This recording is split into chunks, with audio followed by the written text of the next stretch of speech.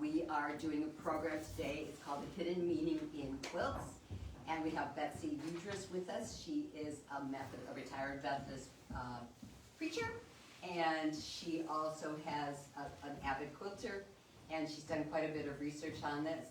She's done this program in schools. And so this would be a great one for field trips as well. So without further ado, we're going to welcome Betsy Youdris, but she's not Betsy right now.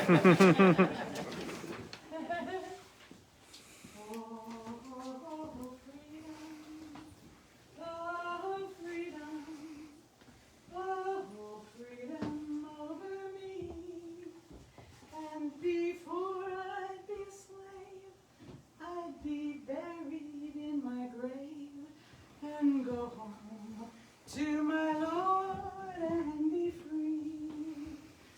No more crying, no more moaning, no more weeping over me. And before I'd be a slave, I'd be buried in my grave and go home to my Lord and be free. There'll be singing, there'll be dancing, there'll be joy over me. And before I'd be a slave, I'd be buried in my grave and go home to my Lord and be free. Oh, hello. I'm so glad to see all of you. I hope that some of you would come. I'm just back from my quilting bee in town, and I had my quilt all set up, but I didn't know whether anybody would really come. This is the Henneman Farm, as you may have seen as you came down the drive, and I'm Caroline Henneman, and my husband Charles and I own this farm, and because it's 1870, I can tell you a secret that we've kept for a very, very long time. Because our farm was a stop on the Underground Railroad. And I was hoping you could come and that I could show you the quilt that my friends and I made and explain some of the quilt blocks and the messages that they sent. So let me start. In the days when we began, such a long time ago now, I had an entire quilt that was made out of this block. Now, anyone who's quilted for a long, long time knows this is the Jacob's Ladder block. But once we started our work, it came to be known as the Underground Railroad block.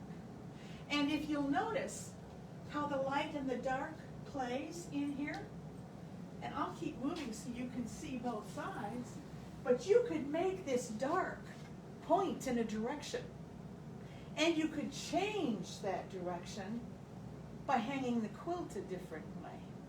And we'd throw it over our front porch railing, and anybody coming by would know that that meant that this was a safe house. And only those of us in the system knew that that's what that meant.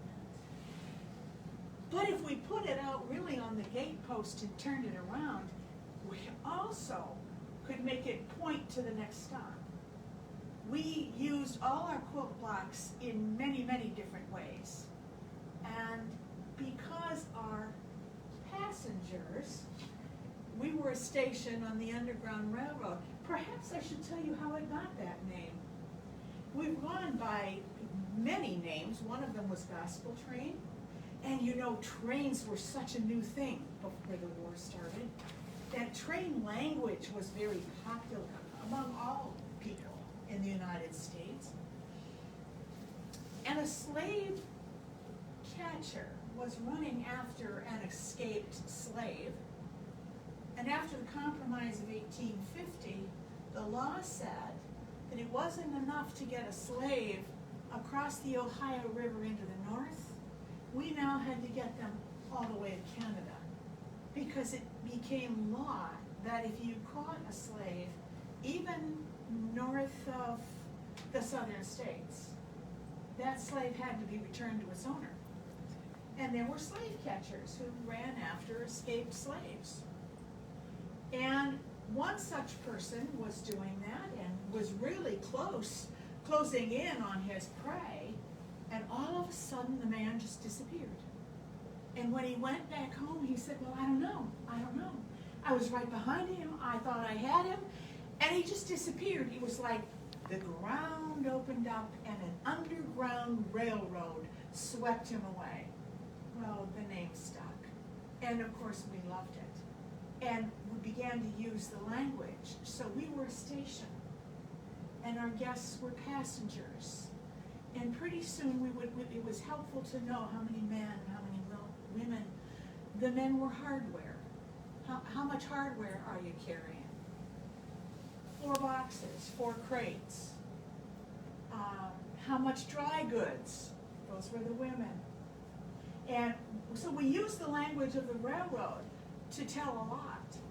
We also used what we call the spirituals, the songs of the African people. And Swing Low, Sweet Chariot was a favorite. We used those. We understood because they taught us. And the song that I sang when I was coming in, I learned from several of my passengers, Oh Freedom. And I've been singing it to myself ever since. It means a lot to me that my family was able to be part of that. We're just about an hour, in bad weather 2-hour, carriage ride north of Reverend Rankin, who was above the Ohio River. And that was the first stop. We weren't allowed to know, I don't know where they went from us. We didn't share that information, so if any of us got caught, we didn't have that information to give. They were deliberately very, very secretive. Once the war was over and slavery was against the law and the slaves were free, we began to meet each other and talk. Now the second quilt that would have gone outside, or it also had been shown in slave quarters because the slaves knew this code also. This particular code came to us from South Carolina, from an area around Charleston. And people all over, I'm sure, had their own code. This is a specific code, and I'm sharing it with you, but I'm sure other people had codes too. We were all using the quilts. This is a monkey wrench. Frederick Douglass had a monkey wrench quilt in his home in Washington, D.C., because Frederick Douglass, as a slave, had been a monkey wrench. The blacksmith was also called the monkey wrench. And the blacksmith was often loaned out to other plantations. So he had an advantage in that he knew what lay beyond the plantation grounds. He knew the land a little bit better. You know, once you get out of the plantation, there's a river. Be careful of the mountain. He could warn other slaves about that, and he could get information. But the monkey wrench was a tool. And this code, when the slaves found it, when it was set out within the slave community and among the slave cabins, this quilt said, begin to pack your tools. If you're going to run, you're going to need tools. Slaves weren't allowed to have things like knives, but if you could find one, that would be helpful. Could you get your hands on a compass? Food, what kind of food? And they had to pack light. What kind of food could you pack? But they also had to pack mental tools. If you were going to undertake an escape, you had to have a strong mind. You had to have practiced being able to tell whether someone who pretended to help you was going to help you or betray you. And slaves, you can imagine, learned that skill early on. Who can I trust and who can't I trust? So tools, the monkey wrench, quilt. And if you can imagine, every single one of these blocks, we had an entire quilt of these blocks. This is the monkey wrench. Pack your tools. The next quilt that went out was the wagon wheel. Oh, we all had very special wagons. We had a wagon that had a false bottom in it. And between the bottom and the next bottom, a human being could lie down flat. And our wagon was big enough that we could get 3 or 4 people, or 2 adults and several children, lying flat on our false bottom. And then we'd fill it with hay. And there were holes so that these poor people could breathe. They can't have been comfortable bumping, the hour or 2 from our farm to the next farm. But it was better than being on your own 2 feet. And sometimes we were able, very nicely, there's a wonderful story that has come to us of a minister in Nebraska who lived just outside of town. And he was known frequently to ride into town on his wagon, and there were always 2 women with him, one on either side of him, and I'm going to show you. They had their bonnets on, and he would ride into town with the ladies in their bonnets, and ladies, of course, were very polite in those days, and you didn't show your face that much. And if you turned your head like this, no one noticed. He would ride back out of town later in the afternoon with the same 2 ladies on either side of him. And because of the brim of the hat, no one realized that the 2 ladies in the afternoon had slightly darker complexions than the ladies who'd ridden in with him in the morning. And it became a very, very clever way to move at least women, dry goods, in and out of town to the next place. This is probably a good place to say a lot of thought went into those of us who were on our side of the Underground Railroad. We were known as abolitionists, and we felt very, very strongly that holding another human being captive was wrong, and that God would not have approved of that, and we fought to change that and to make that wrong. We knew how intelligent our passengers were.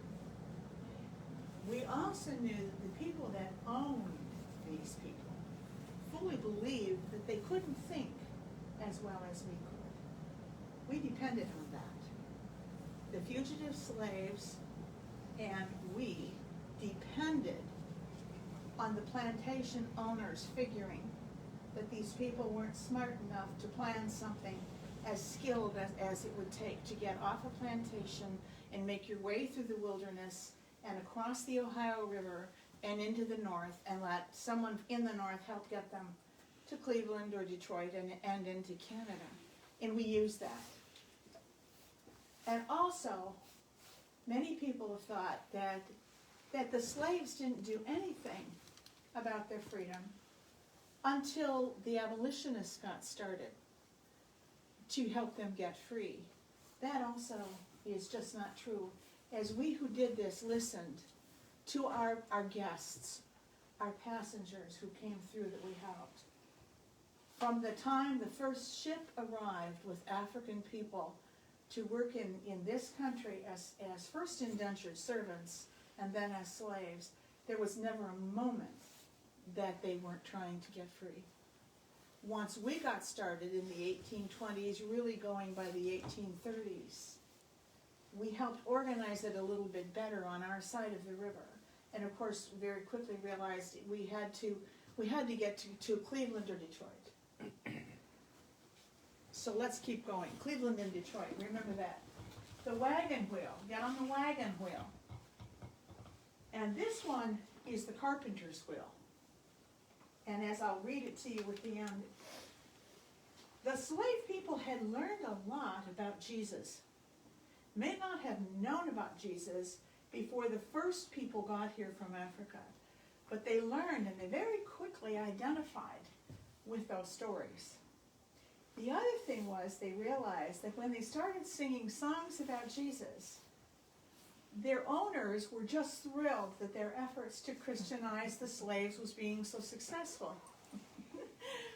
But those wonderful songs about Jesus and what Jesus was fighting, freedom, fighting you to do, gave them a whole language to talk to each other that their owners had no idea what they were saying. So Jesus the carpenter, and this is the bear's paw. I'll get to this side of the bear's paw. This is a story that comes out of South Carolina. And clearly to get to Cleveland, you've got to get up and over the Appalachian Mountains. The Appalachian Mountains are full of bear. And the advice of the Bear's Paw quilt was to follow the bear's trail. A bear's trail will lead you to water and food. Bears like to eat berries, all of which would be all right for humans to eat also. There's also a bear's trail in the Appalachians that many in South Carolina knew about. So there's some specific reference to that, but really any bear's trail. And they recommended that most of the escapes happen in the springtime. The bear were waking up, they were looking for food, there was a lot of rain, it was easy to find bear prints in wet soil. So a bear's paw was a good thing to try to follow if you had to go up and over the mountains. The next one to appear would have been the basket. And like the monkey wrench, the basket told you it's time to start packing what you're going to take. Similar messages. It was difficult to pack food, but as much food as you could get your hands on, they knew if they could pack a day or two of food, if they could get to the river, that there would be people like us who would be giving them food, but they had to get to the river. So the basket telling you to pack. All of this leading you to the crossroads.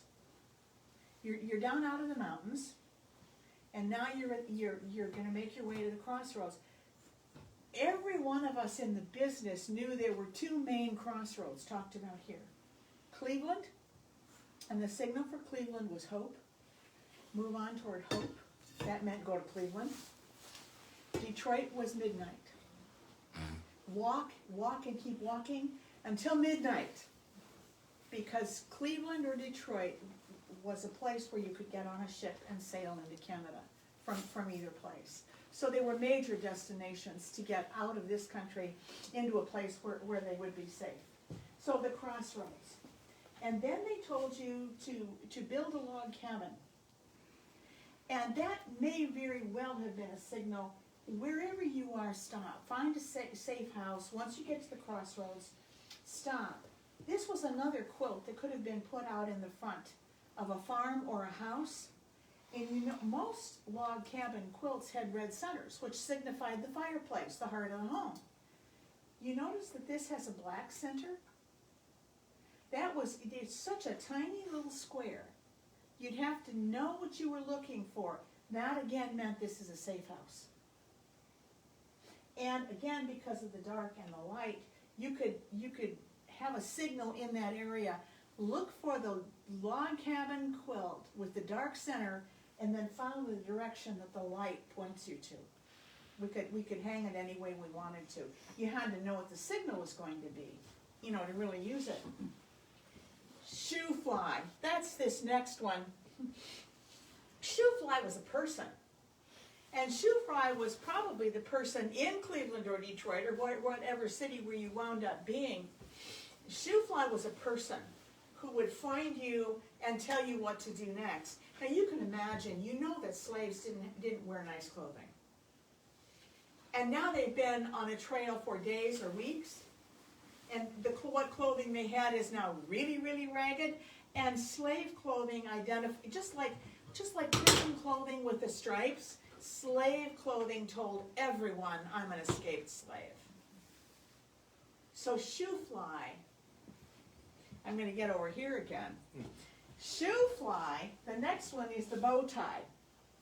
Shoe fly told you to put on satin and bow ties. Translation, find someone to help you change your clothes.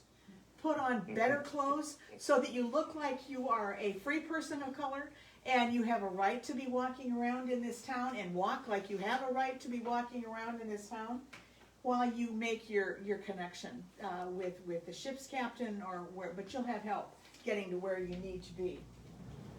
And then we come to the two squares about the birds. And this won't surprise you either. This is flying geese. And the geese fly north in the summer, and they fly south. They fly south in the spring, don't they? And they fly north I'm opposite.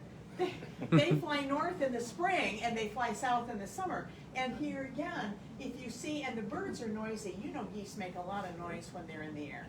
So if you're in a field and you hear a bunch of geese walking away over your head, you can pretty much go, and you know they're going to land where there's water and where there's food. And you might be able to get some of that grain and make it into something you could eat. And then birds in the air with the same thing.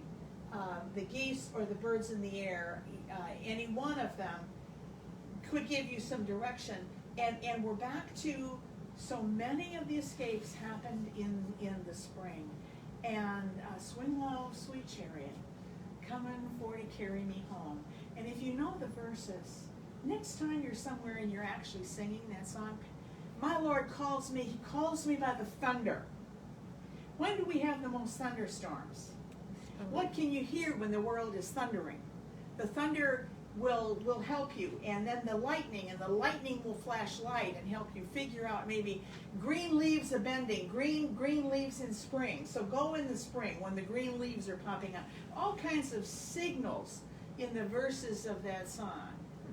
And swing low, sweet chariot, I ain't got long to stay here.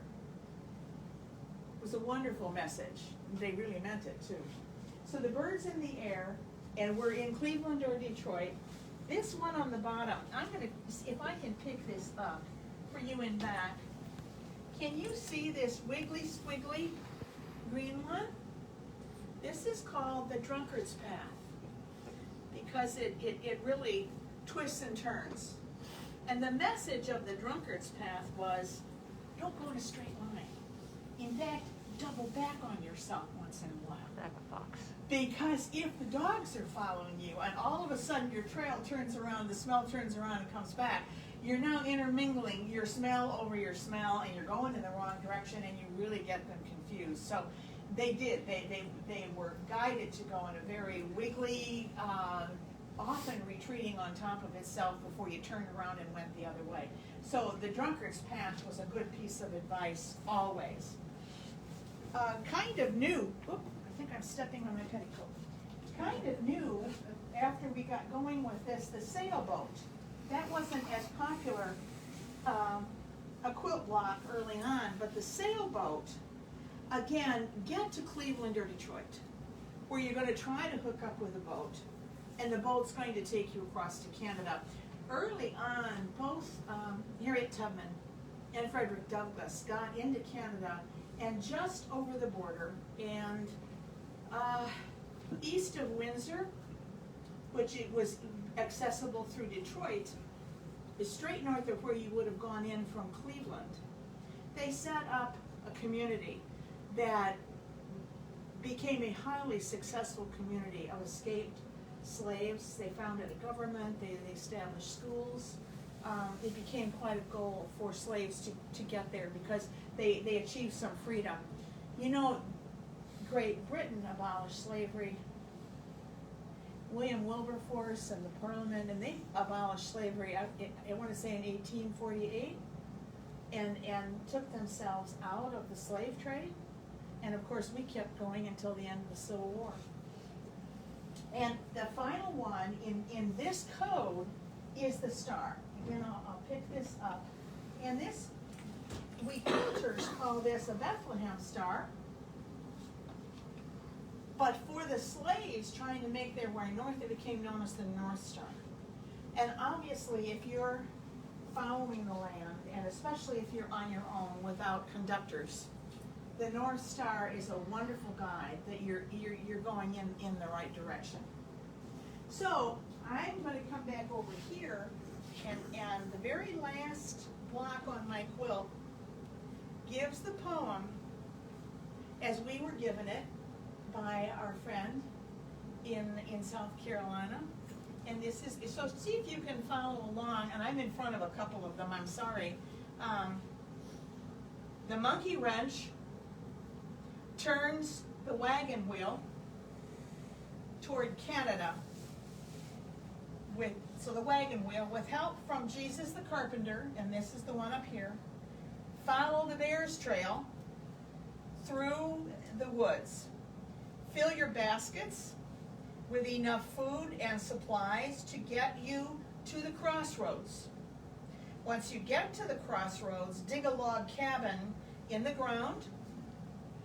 Shoe Fly told us to dress up in cotton and satin bow ties, follow the flying geese and the birds in the air, stay on the drunkard's path, take the sailboat across the Great Lakes to the North Star above Canada. And for many, that was the goal. Harriet Tubman escaped from the plantation where she'd been a slave. She started working in the fields when she was sold into that particular plantation where she grew up when she was 6 years old. And she escaped from it and went to Canada, and she made her way back into the South 19 times, and it's estimated that she brought some 300 slaves out of the South, and she never lost a passenger, not a single one. The stories we've heard about her is that when she got the group together, she told them, our lives depend on trusting each other. And I'll shoot you before I'll let you betray us. Any one of you get cold feet, know you're in trouble with me, because you're on this trail, you know me, you've got one stop, and that's Canada. And she made it there with everybody. Harriet would, she used the spirituals all the time.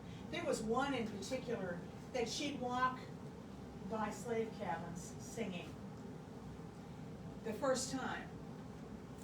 And then you would know, okay, something's up. She's about to take us out.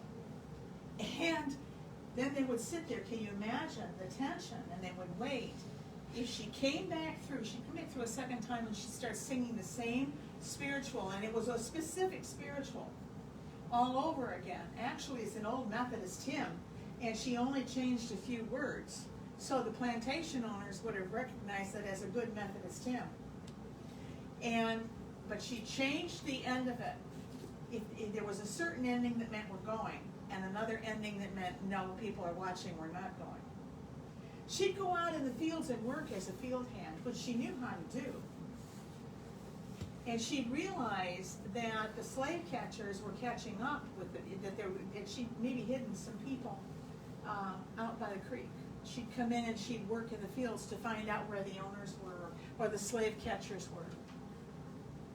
And all of a sudden you'd hear her start to sing, wade in the water, wade in the water, children. She started just shouting, and that meant you're by the creek, get under the water, find a reed, get yourself under the water, breathe through the reed. They're coming, you don't want your scent so the dogs can't pick you up, get under the water. And then when it was okay, she'd change her song to something else. So she was just an amazing woman. We had some of her people come through our home, and we were able to keep them in our home as guests. That was always an honor. Well, I thank you for coming to see my wonderful quilt. It really does tell a story for those of us here in southwestern Ohio. It's very, very meaningful because we had many guests who had come this route from South Carolina to us, and then north through Ohio and into Canada. Thank you for coming to my home today.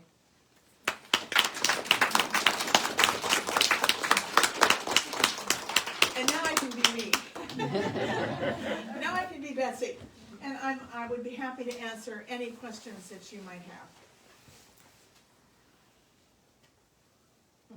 I must have done a good job. Well, I've got the floor. I know you've walked in and walked past it. My husband Chuck, whom I call Charles, and our last name is not Henneman, it's Youdris. But my husband Chuck was collecting Civil War guns and memorabilia when I met him, and so we've had a lifelong interest in the Civil War together. And my son Scott, whom some of you know, he lives here in Monee, and he's a trustee for Monee. And the two of them have brought some of the things that they have. If you haven't already looked, I invite you to spend some time with them. And I have some books over here that you might find kind of interesting.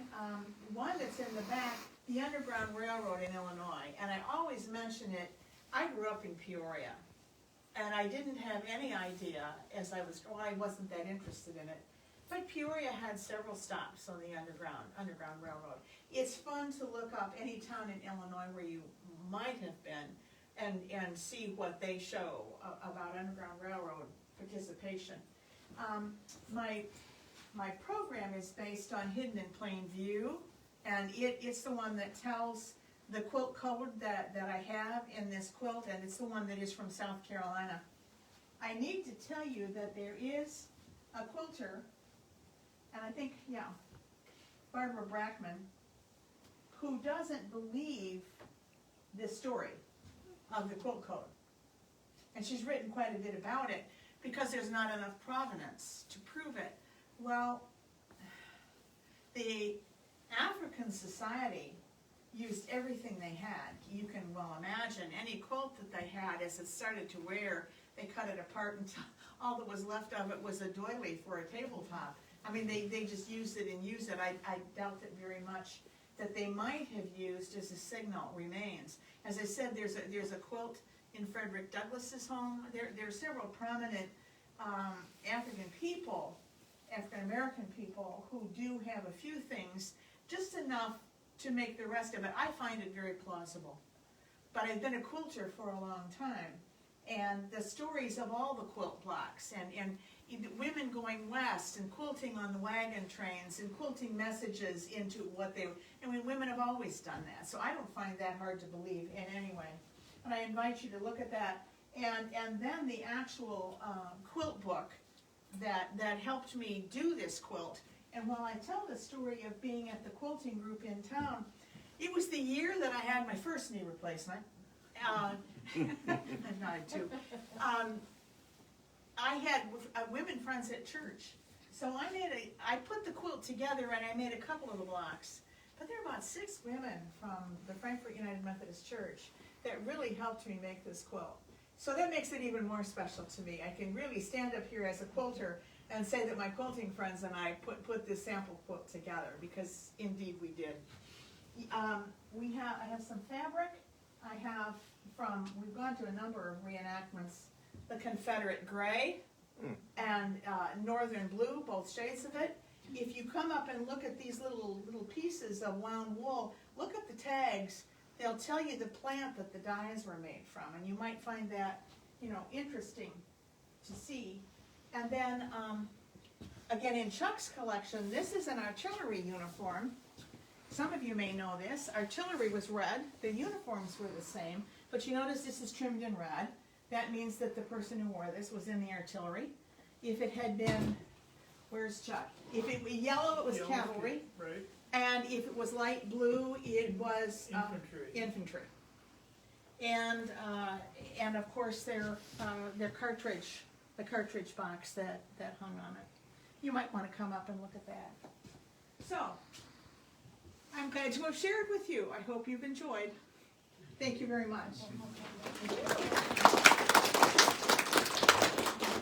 Thank you so much, Betsy. We had a wonderful presentation. And I invite everybody to come on up, take a look at the things that Betsy has on the table, and if you have some questions that you didn't get to ask when we were talking, just come on up and ask them. We've got another presentation at 3:30 with Abraham Lincoln visiting us, so we have plenty of time to mill around between now and then. Thank you. And there's refreshments over there.